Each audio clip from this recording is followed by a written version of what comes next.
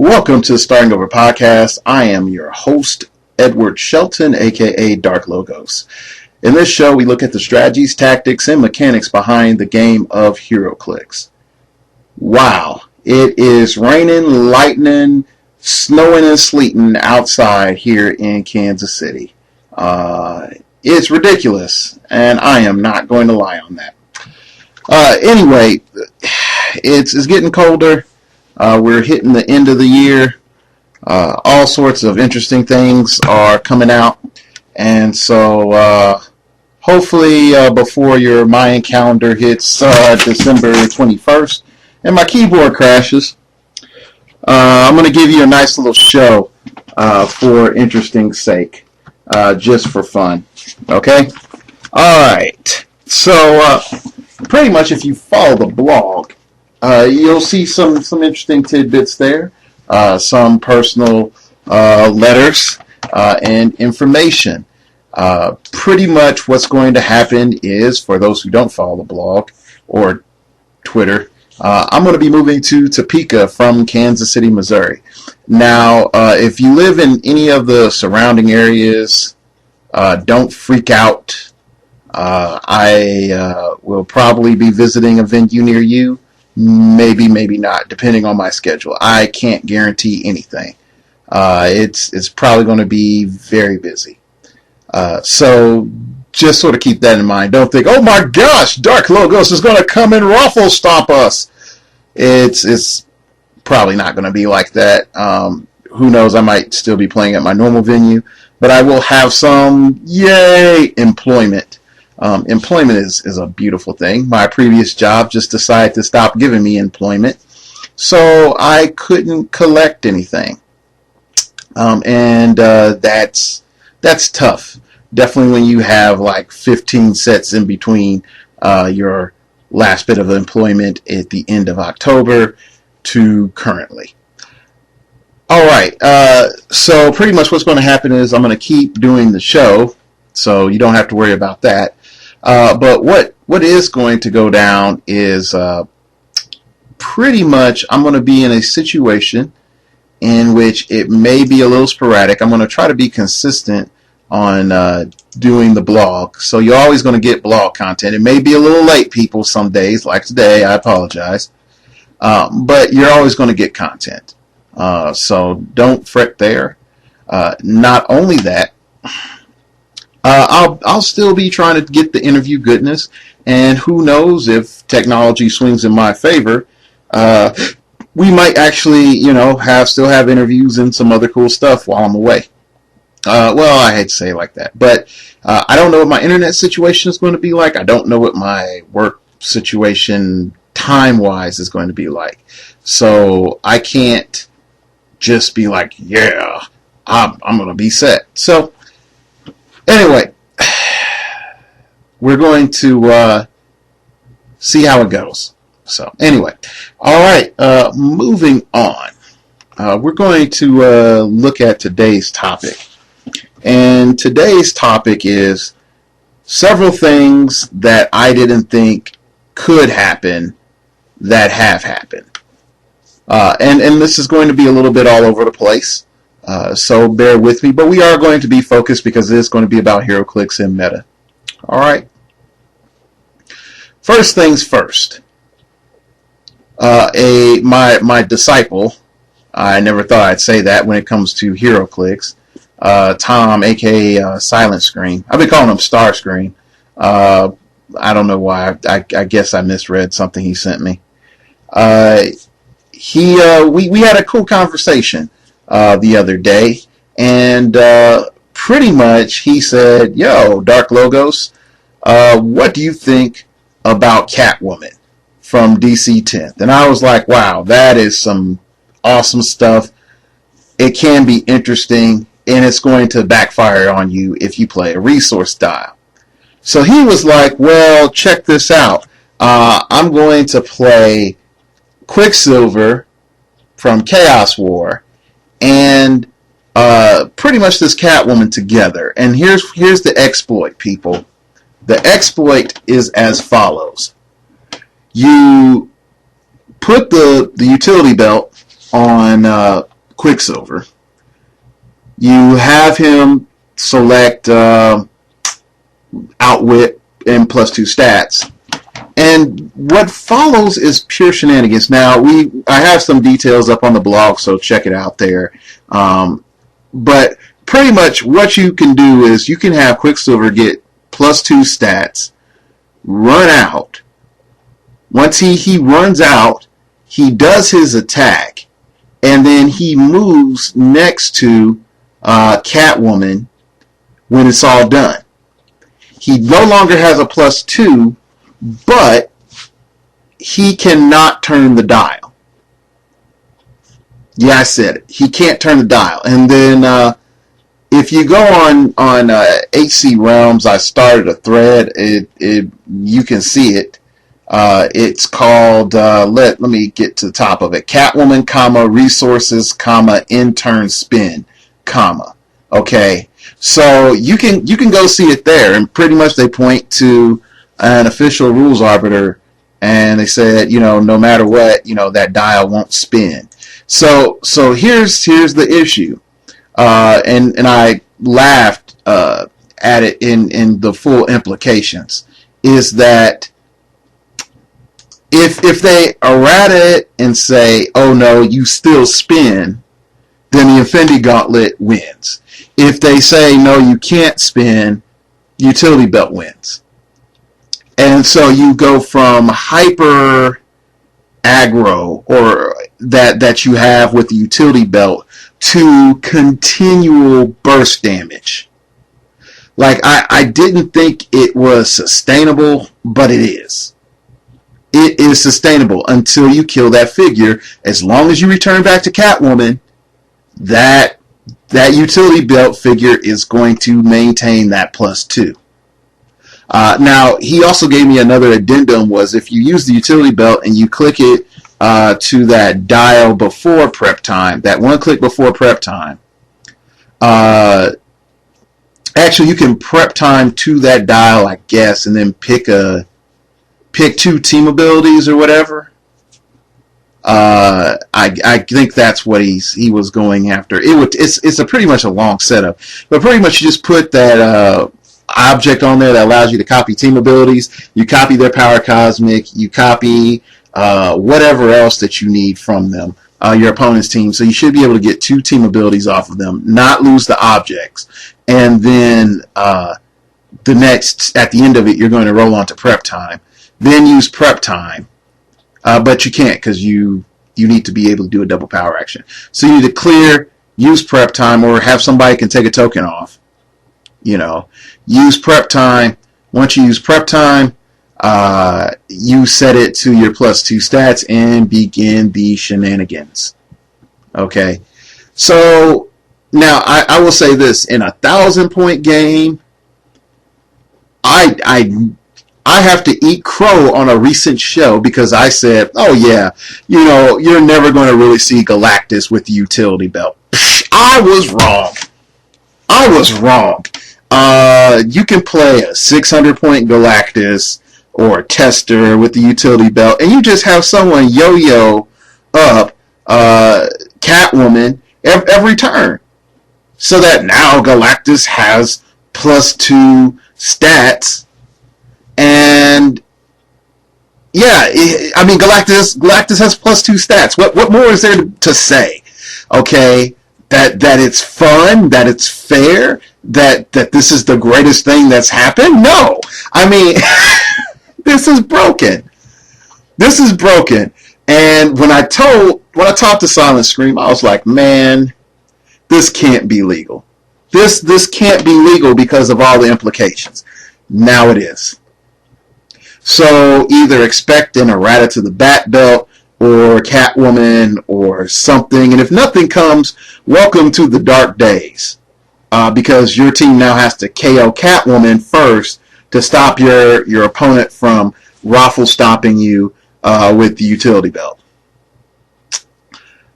And if you think it's bad now, this is Generation 1, Hypersonic Speed Quicksilver. Tame, 12 attack, 4 damage, hypersonic speed flurry, so you can do 8 total if you do it right. Okay, I mean that's going to KO most figures anyway. But once you hit some damage reduction, you'll get slowed down a bit.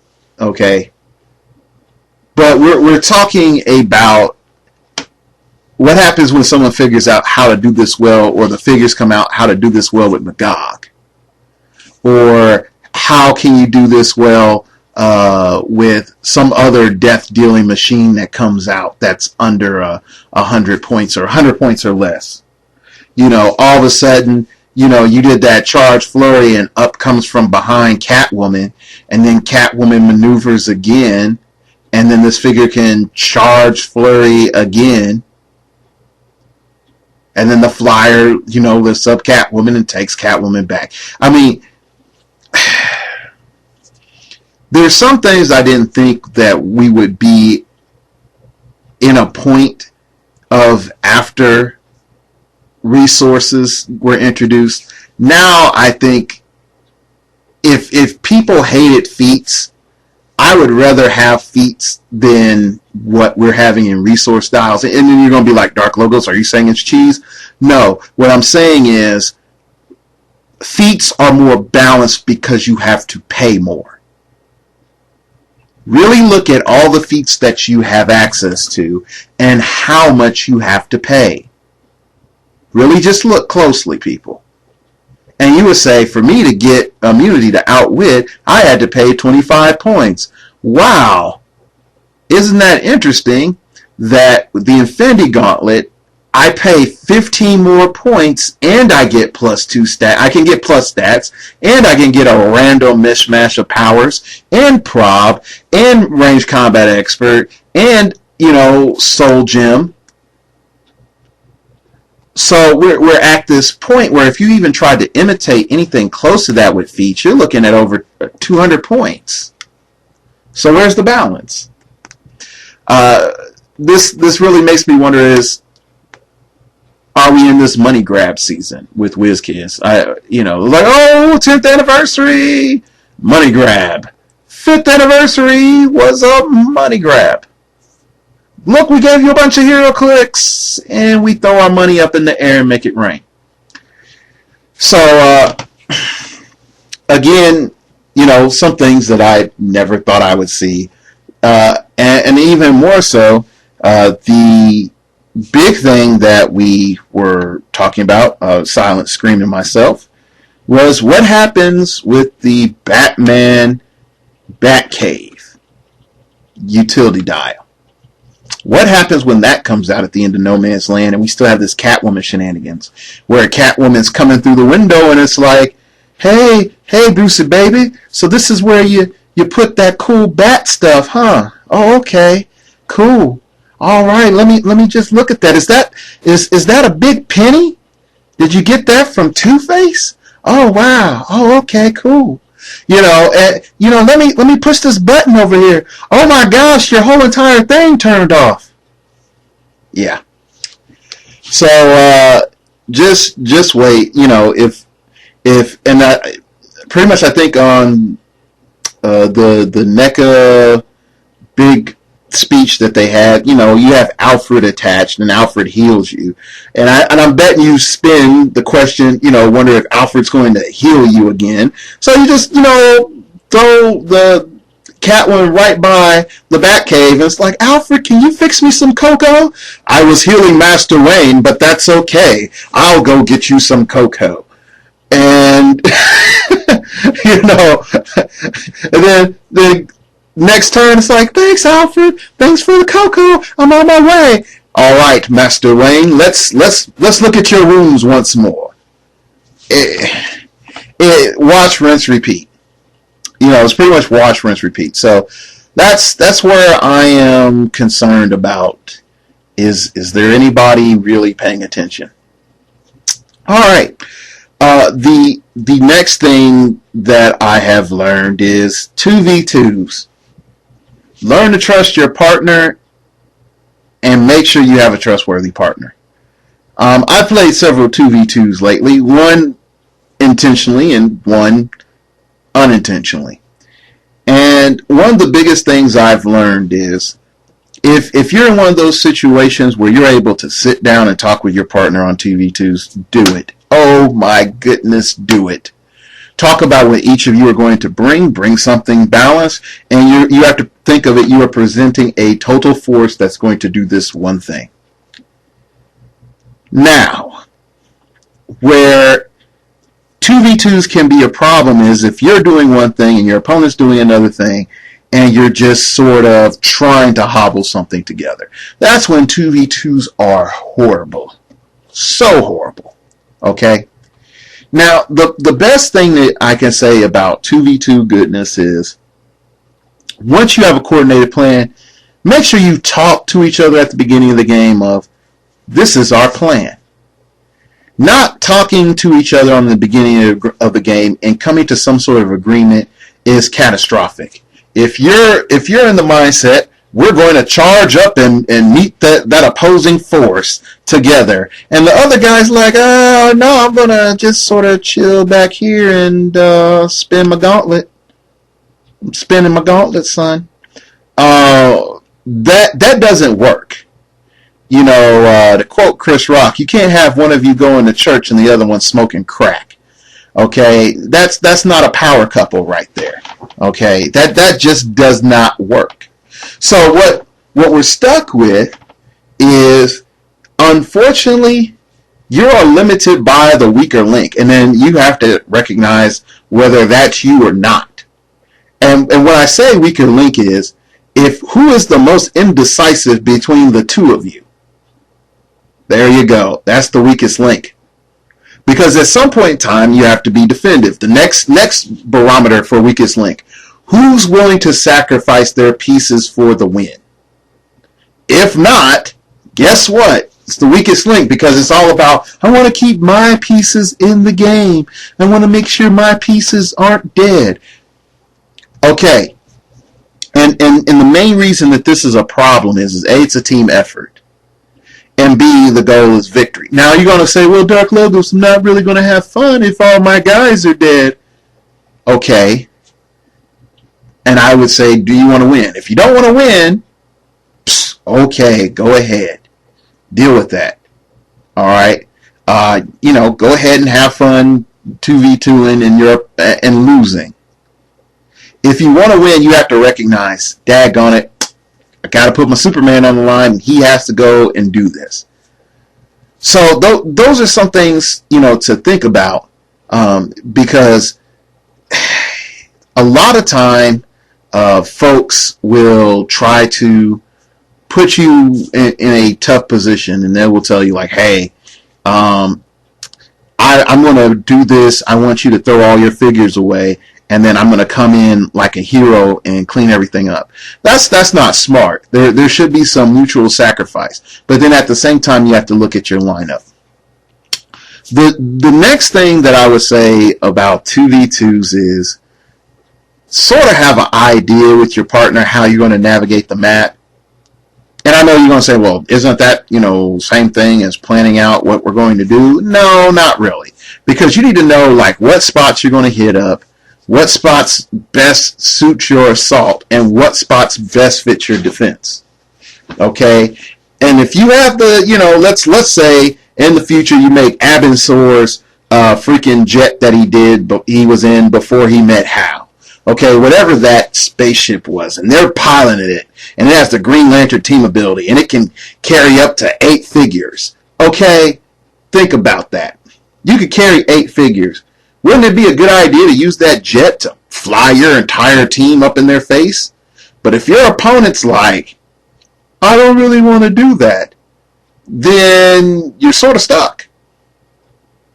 And then you also need to say like, hey, we should go to this spot. And your opponent says, well, we need to consider this spot. Well, you need to decide that out. And that leads to my next point. Take criticism, but understand it's not personal. And let's take my example. A great example of this was my game with Glass Cabinet Films against Push to Regen, which was, if you haven't watched that, go to Glass Cabinet Films channel and watch that. That was really fun. Not because we beat them. But really, they brought a lot of force in, and I think it's one of those situations where if we were able to pick teams again, would we both pick different teams? Yes, but one thing's for certain: I'm bringing Cypher again. I am straight bringing Cypher again. Give him the chance.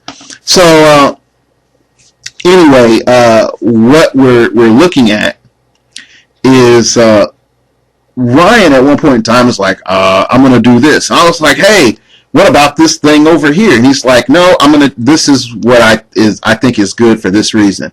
And when I heard that, I'm like, okay.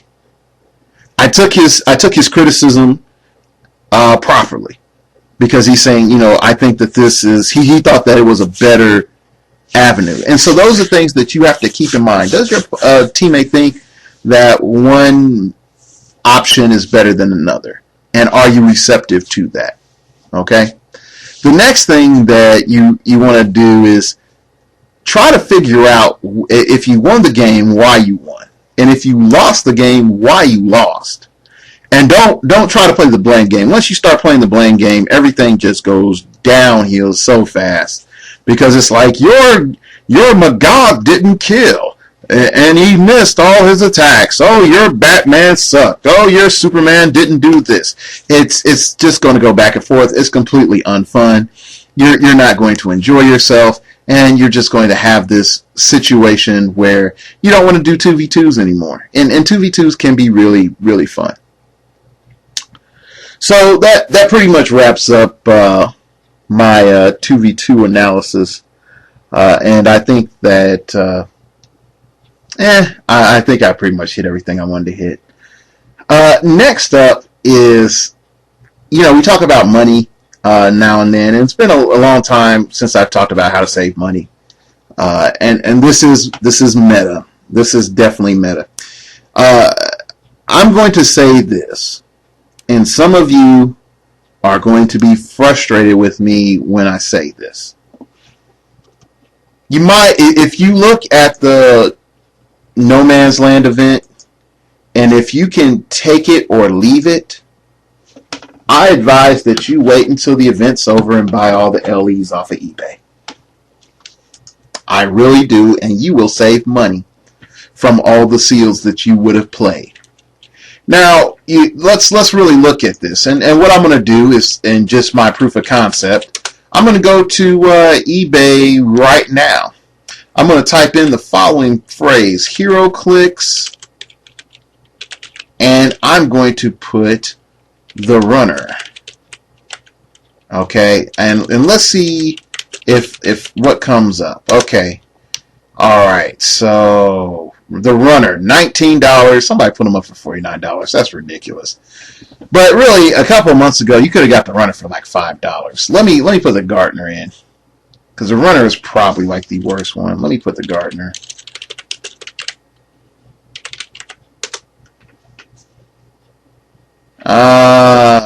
Gardener does not come up. It's like, okay. It's Guy Gardner. I don't want that guy, that Gardener. Anyway, pretty much you can get most of them cheap. Like right after everything's said and done, you can pick them up on the cheap. They're really not that expensive. Now, I will say this. You might want to play for that Batgirl. That Batgirl looks pretty cool. But here's some stuff that I want you to see. And I want this to stick out to you, because it seems that prices are just dropping ridiculously. As I'm looking now, there's a $42 buy it now. I think it's buy it now. $42, let's see, Green Lantern Batman. He was like $70 a couple of weeks ago, like less than 3 weeks. He's dropped almost half his value. Let's see, Convention Dr. Fate, he was going for $60. This summer, he's down to $43. And this is when I'm recording, so stuff could have ended and I would not have known. Okay, So their figures are losing their value so fast, and I think this is a bad sign for the game overall. Is this one of those? Dark Logos says the sky is falling. No, Dark Logos did not say the sky is falling. Dark Logos is going to tell you, be careful and save your money. And I see why I didn't find the Gartner, because I pretty much dropped an E. Yeah, Gartner, $9, $9, $9. Yeah, by far he's like the weakest. This was something, the moment he came out, was going for $20, $30. So some of you might be like, well, the Gartner sucked. Yep, the Gartner sucked. Whoop-de-dick-a-doo. But we need to really just, take a moment, step back and be, I wouldn't say be proactive, but I would say be cautious of how you spend. Now you're going to say like, hey, Dark Logos, I love my venue. I want to support my venue to do all sorts of cool things. Fine. But I would say like Streets of Gotham is not it. I hate to say it, when Avengers movie came out, I looked at that set and I was like, why all the decent figures in the team packs? And then it dawned on me, hey, this is how they're hustling money out of you. It's not a legitimate, you want to buy this. It is, hey, you're going to buy this product, and we're going to hustle more out of you for fewer figures. You're going to pay $7 for 3 figures. Now think about that. You pay around 11 or 12, depending on your store discount, for 5 figures. That's pretty much a good markup. That's a pretty good hustle. Okay, so think about that. If you look at a team pack and it's like, man, I just want one of those figures, and okay, if you can, make trades or do anything along those lines, then do it. But really, I have to say, most of the product is just better off waiting. You are just better off waiting for the price drop. You're better off waiting just to see what you can get. Okay, like here we go. I'm looking at this now. Heroclix Infinity Gauntlet number 8, Thanos LE, no card. Oh, I guess this is him without the shrine. Somebody wants it for $44. That's pretty hilarious. With no shrine. Wow. How the heck do you sell the shrine? No, that's China. Yeah, so I know that guy. But okay, let's look at this. I'm all right.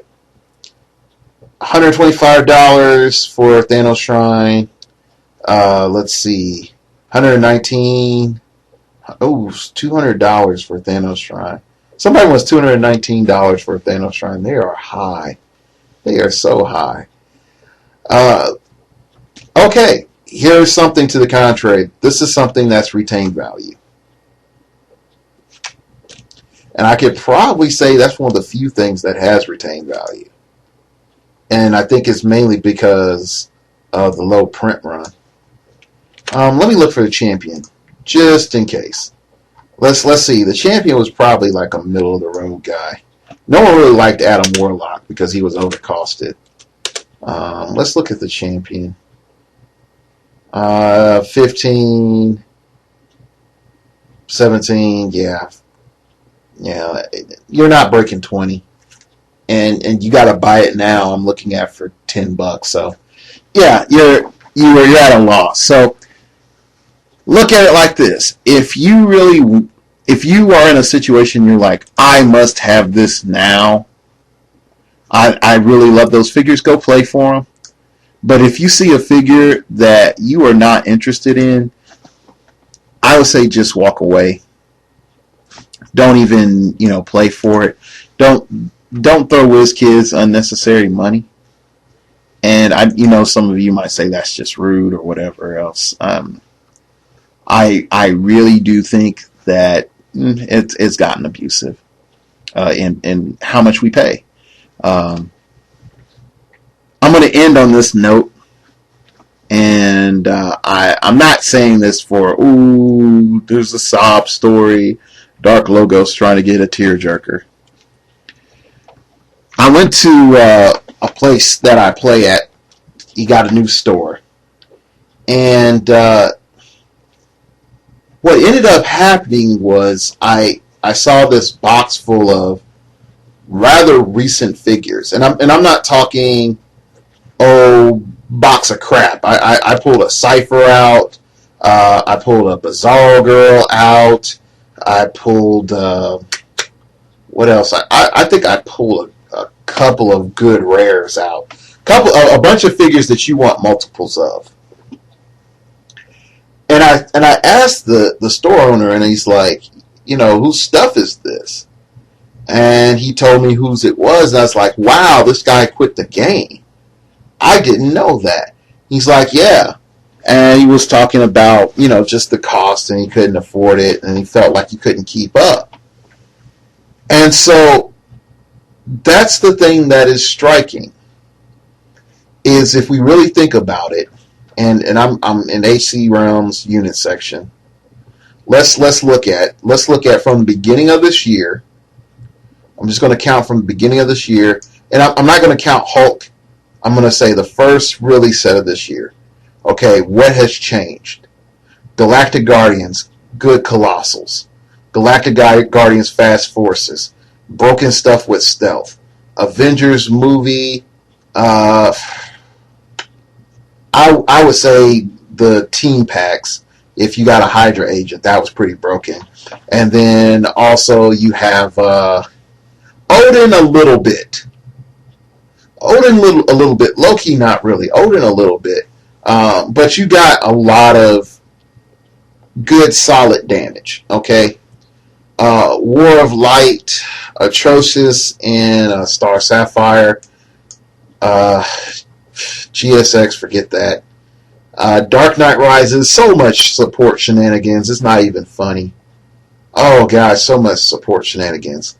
Chaos War, Hawkeye, support changes, split merge. What else? Oh, gosh. You could talk about Morgan Le Fay and Sentry and Void all you want, but really the big thing is split and merge. Infinity Gauntlet, Thanos. Then you have Justice League. You have more split and merge, but mainly Fast Forces is Wonder Woman. DC 10th, putting in promotions and cheat damage. DC and Marvel 10th. Batman set. Vehicles. That is a lot. Look at the previous years. What did we really have? Advancement in AE. That's pretty much it. Better AE design. So you might say, well, Dark Logos, you're complaining a lot. No, it's just that the guy was a solid player, and he'd been playing for a long time.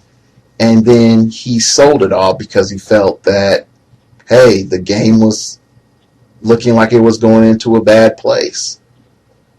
And people, please keep in mind, I didn't even count like Star Trek, Hobbit, Street Fighter, Halo, Assassin's Creed. I didn't even count that. So if I was able to say, WizKids, what should your New Year's resolution for 2013 be, I would say, WizKids, slow your roll, shut your mouth, put out 4 core sets, and maybe 3 fast forces, very few gravity feeds, and I think we all would be happy. Anyway. All right. And also, we don't need a fast forces for every set. and a gravity feed. It's just ridiculous. It's just ridiculous. All right. So we're approaching the end of the show. I have one last topic. And really what it just deals with is, where are you getting your information from? And your entertainment. I now believe a little bit more sternly that the team building section at AC Realms is not necessarily a place to get your information from as much. There's been a lot less gold there. There's been a whole lot more gold in the rules section than it has been in the team building section. The next thing that I would say to you is, you could check out my blog. If you have a topic that you want to talk on, most likely I'll turn it into a blog topic and go on to that. But I do think we do have the opportunity to talk a little bit more in depth on the blog than on AC Realms. Just mainly because right now there seems to be a disillusionment. And I had my phone whistling at me, telling me that I probably should, wrap it up. But I think we are overwhelmed. And that is a very bad situation for meta. And because that means that you don't have any options, that most of the people that do think of the options don't know what to say. And the conversations are all over the place. There's nothing definitive. Everything's like, this can be this is good, this is good, this is good, this is good. And the new shiny is sitting on top of everyone's head with a big crown saying, I rule you all. And that is really sad. So I think it's time for a lot of people just to sit back and not listen to a lot of the media sources about meta. And I know you're going to say, well, does that include yourself, Dark Logos? What I'm about to say will include me. And you're going to say, like, oh, you're going to cost yourself viewers and blah, blah, blah. Yeah. I would say over your winter, Christmas, Hanukkah, Kwanzaa, whatever break, that you take time and just play. Don't play for meta. Don't play to break stuff. Just put a whole bunch of figures on the board. Don't even count your points. Just be like, pick 6 characters, Timmy, and play. And I want you all to come, bring, homework time. Come to me in January and say, Dark Logos, I played fun games all during, my break. And you know what I learned? I learned this. And I had fun with this thing. And I completely overlooked that. But when I was forced to play it, I had a great time. It was the stuff.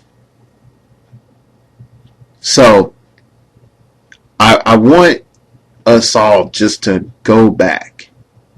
Have fun with stuff. I won't lie. I haven't sat down and just played for fun, or really I've play tested. I put stuff on the field and I did my my calculations. I've run against a lot of teams, and it allows me to keep the show fresh. And I've talked to Alex, Dan, George, Ken,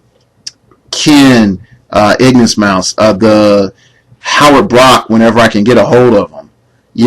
I've talked with so many great people, and I have so many great ideas coming at me. I just haven't stopped to play.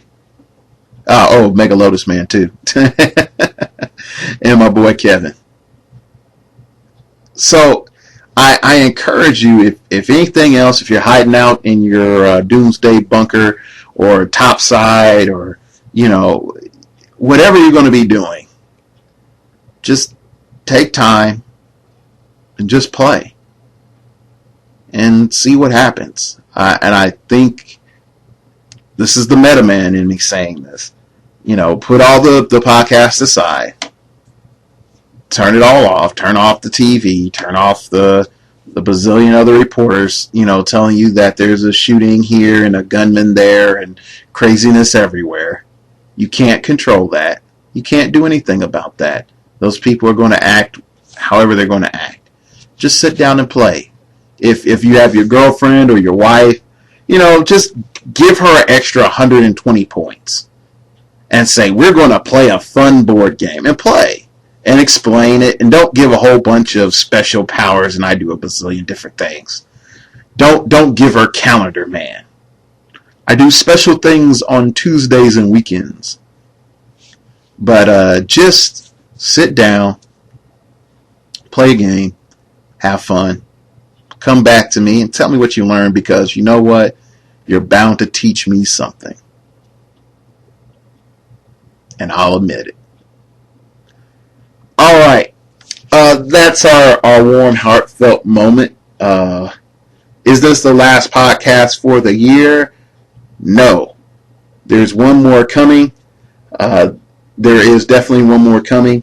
I will be having Dan on the show.